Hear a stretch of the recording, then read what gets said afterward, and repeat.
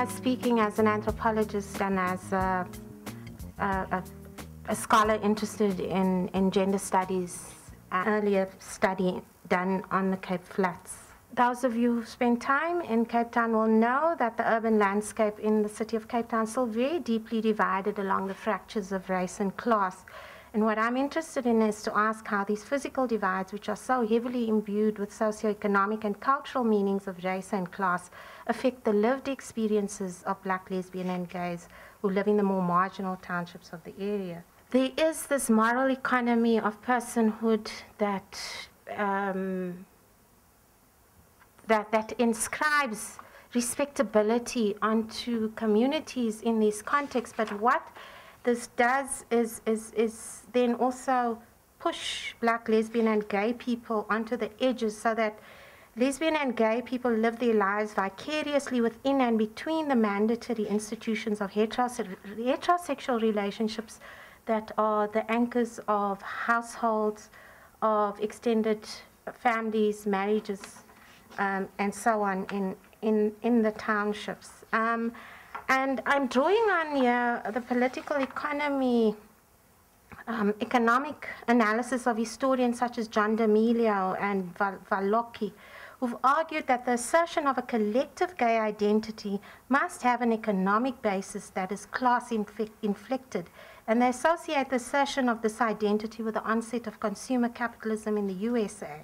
Consequently, the assertion of a collective, discrete lesbian and gay community can only be asserted when you've got the material wherewithal in place. And you know, if you, again here with reference to the pink strip in Cape Town. Whilst this dense social cohesion in these township communities were and often remain the mainstay of poor, and in these cases mainly black people's survival against racism and against socioeconomic marginalization, the heterosexual cultural grammar of these defenses, together with economic scarcity, prevent the formation of a sustainable, open lesbian or gay subculture in the township.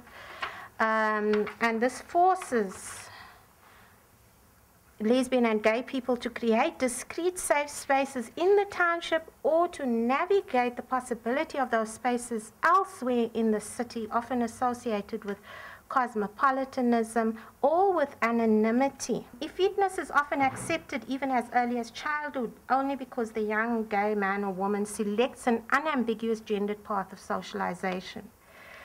But life for lesbian women in townships is often more discreet than that for gay men. Women who are most visibly identified as lesbians are those who take on butch bodily aesthetics but then thrown into a gendered identity called, as in the context of Cape Flats townships, manvrouw, or the mannish woman. Consequently, it appears that an older sex-gender system which allows for the existence of alternative gender role-playing in these townships are tolerant of the gender blurring by lesbian women only insofar that their youthfulness does not challenge the expected roles of adult femininity.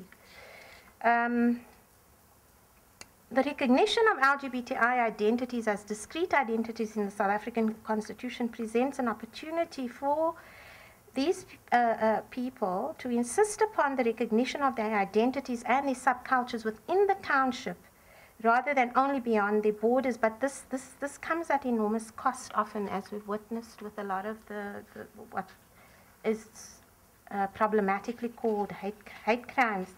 And you do have a backlash which challenges the respectability of the dominant heterosexual system of respectability. And really, it is only with the ability to move across the spaces of township and other areas of apparent anonymity that enable some of these young people to